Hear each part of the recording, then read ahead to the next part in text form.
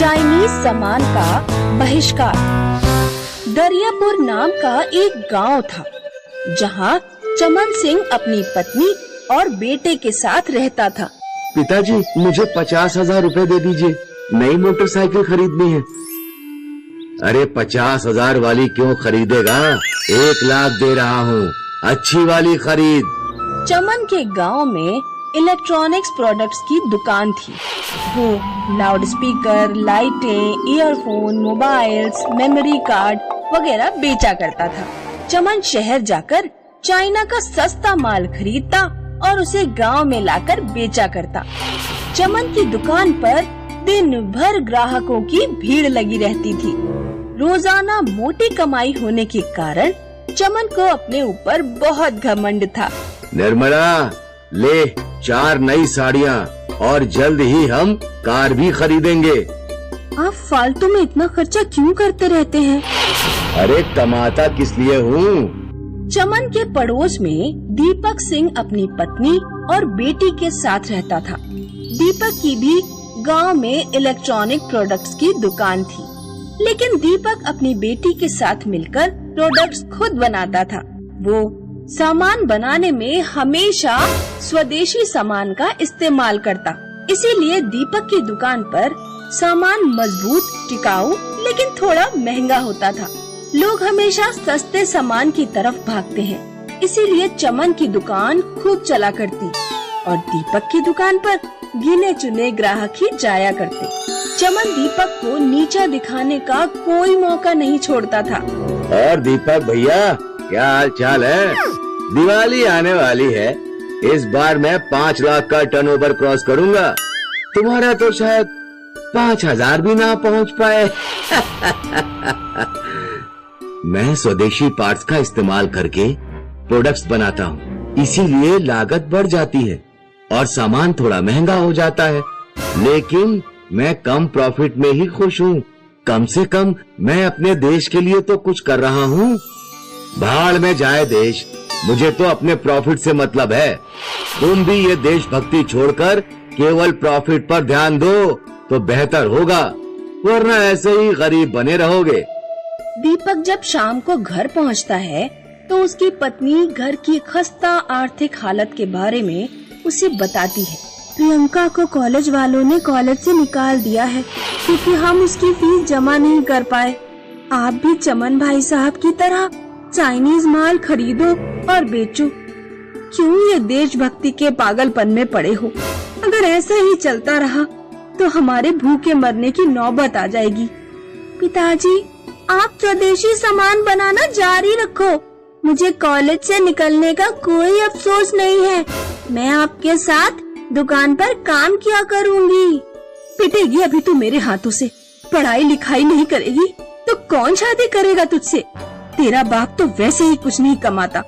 घर के बुरे हालात और अपनी पत्नी और समाज के ताने सुनकर भी दीपक स्वदेशी सामान बनाना जारी रखता है। एक दिन अखबार में खबर छपती है कि चाइना ने भारत के 20 सैनिकों को मार दिया है। पूरे देश में इंडिया और चाइना के बीच युद्ध की खबरें फैलने लगती हैं और चाइनीज सामान का बहिष्कार होने लगता है। लोग सड़कों पर चाइनीज सामान जलाकर प्रदर्शन करने लगते हैं। कुछ ही दिनों में चाइनीज सामान के बहिष्कार की लहर दरियापुर गांव में भी पहुंच जाती है। लोग चमन की दुकान छोड़कर दीपक की दुकान से स्वदेशी सामान खरीदने जाने लगे।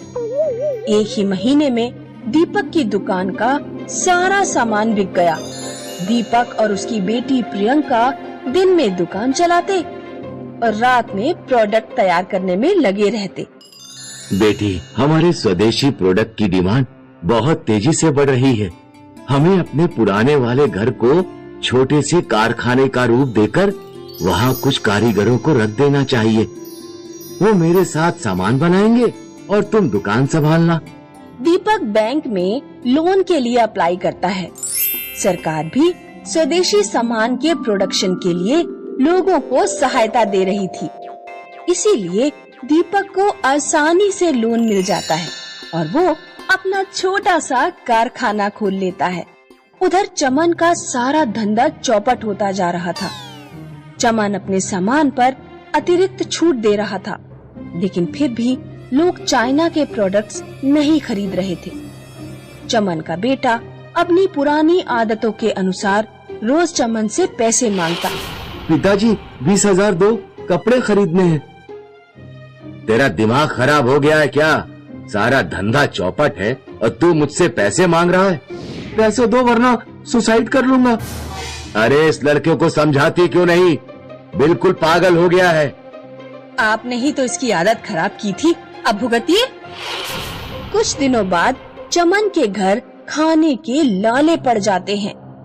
वो मदद मांगने दीपक के पास पहुंचता है। मैं अपने व्यवहार के लिए बहुत शर्मिंदा हूँ। आज मैं तुमसे मदद मांगने आया हूँ। मेरा सामान कोई नहीं खरीद रहा। 5,000 रुपए दे दो। घर में राशन के भी पैसे नहीं। लड़के ने सारे पैसे बर्बाद कर दिए और मैंने भी पिछले कुछ महीनों में जमकर खर्चा किया था। मैं आज भी तुम्हें अपना दुश्मन नहीं मानता। 5,000 तो मैं तुम्हें दूंगा ही, लेकिन एक और सलाह भी दूंगा। तुम भी अपनी दुकान पर स्वदेशी सामान बेचो। मेरे कारखाने से सामान खरीदो। पहली बार में मैं तुम्हें उधार सामान दूंगा। एक बार जब तुम्हारी दुकान भी फिर से चलने लगे तो मेरे पैसे दे देना। हमें स्वदेशी अपनाकर आत्मनिर्भर बनना होगा और अपने देश को आर्थिक रूप से सशक्त बनाना होगा। चमन दीपक की बात मान लेता है और अपनी दुकान पर चाइनीज सामान की जगह स्वदेशी प्रोडक्ट बेचने लगता है।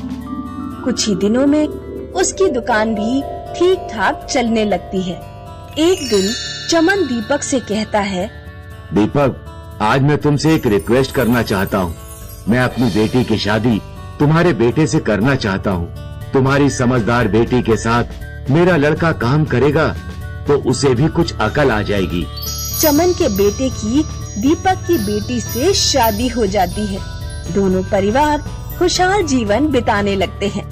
दोस्तों, हमें भी स्वदेशी वस्तुएं अपनाकर अपने देश को आगे बढ़ने में और आत्मनिर्भर बनने में मदद करनी चाहिए। मुकेश राजस्थान के एक गांव में पला बड़ा था और दिल्ली की एक मल्टीनेशनल कंपनी में काम करता था। अक्सर गांव से मुकेश की माँ का मुकेश के पास फोन आता। बेटा, तेरी उम्र 30 साल होने वाली है, शादी कब करेगा? कर लूंगा माँ। आप शादी की इतनी चिंता क्यों करती हैं? बेटा, मैं तो हमेशा यही सोचती रहती हूँ कि तू कब बहू को लेकर गांव आएगा। माँ, जब किसी लड़की से प्यार होगा तो जरूर उससे शादी कर लूंगा। एक दिन मुकेश की कंपनी में मीटिंग होती है। अब हमारी कंपनी चाइना में अपने प्रोडक्ट्स बेचना चाहती है। हम चाइना में अपना नया ऑफिस खोल रहे हैं, तो तुम लोगों में से कौन कौन वहाँ जाना चाहेगा? सर, मैं वहाँ जाना चाहता हूँ क्योंकि मुझे कुंफू भी सीखना है। अपनी कंपनी के कुछ लोगों के साथ मुकेश चाइना पहुँचता है। ऑफिस की छुट्टी होने के बाद हर शाम को मुकेश एक चाइना के एक मार्शल आर्ट गुरु से कुंफू सीखने जाता था। मार्शल आर्ट गुरु की एक बेटी थी, जगमा। जगमा ने कई बार मुकेश की कुंफू सीखने में सहायता की। जगमा और मुकेश एक दूसरे के प्रेम में पड़ जाते हैं। मुकेश जगमा को हिंदी बोलना भी सिखा देता है। एक दिन जगमा अपने पिता से आज्ञा लेकर मुकेश से शादी कर लेती है। कुछ दिनों बाद चाइना में कोरोना वायरस फैल जाता है। मुकेश की कंपनी अपने सभी एम्प्लॉइज को इंडिया वापस बुला लेती है। मुकेश जगमा के साथ इंडिया वापस लौटता है। मुकेश कंपनी से कुछ महीनों की छुट्टी लेकर जगमा के साथ गांव जाता है। लो माँ, मैं बहू ले आया हूँ। गांव के सभी लोग मुकेश की चाइनीज बहू देखने आते हैं। बेटा, तुझे हमारे देश में कोई लड़की नहीं मिली जो तू चाइना से बहू लेकर आया? माँ, अब बहू तो बहू ही है, फिर चाहे इंडिया की हो या चाइना की। वैसे भी ग्लोबलाइजेशन के दौर में पूरी दुनिया एक गांव की तरह ही हो गई है। लेकिन ये तो हमारी भाषा भी नहीं समझ पाएगी। नहीं माँ, जगमा को हिंदी बोलनी आती है। जगमा, हिंदी में कुछ बोल कर दिखाओ। नमस्ते सासू माँ। जगमा रात में 3 बजे ही उठ जाती थी और खूब आवाज निकाल निकाल कर हा हैया हु कुंग-फू का अभ्यास किया करती थी।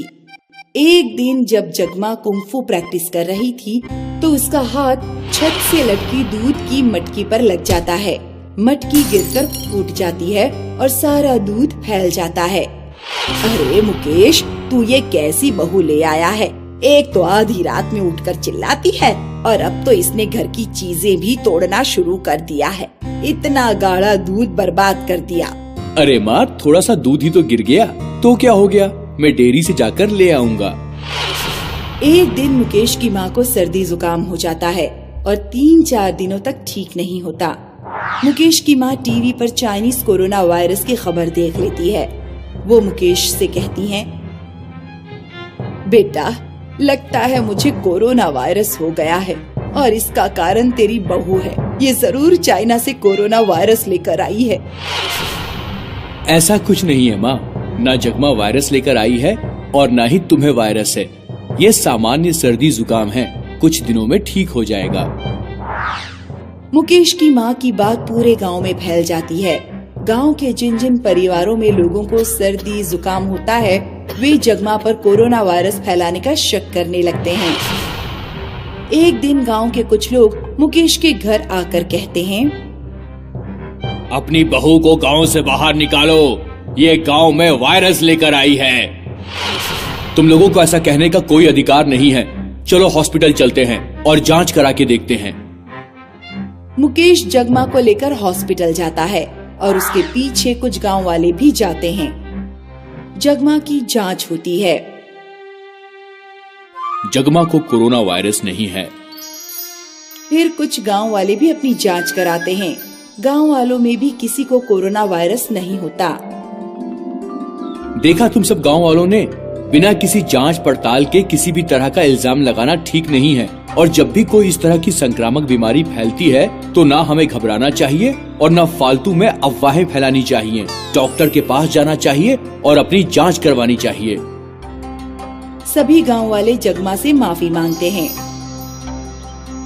मुझे माफ कर देना बेटी। कोई बात नहीं सासू माँ,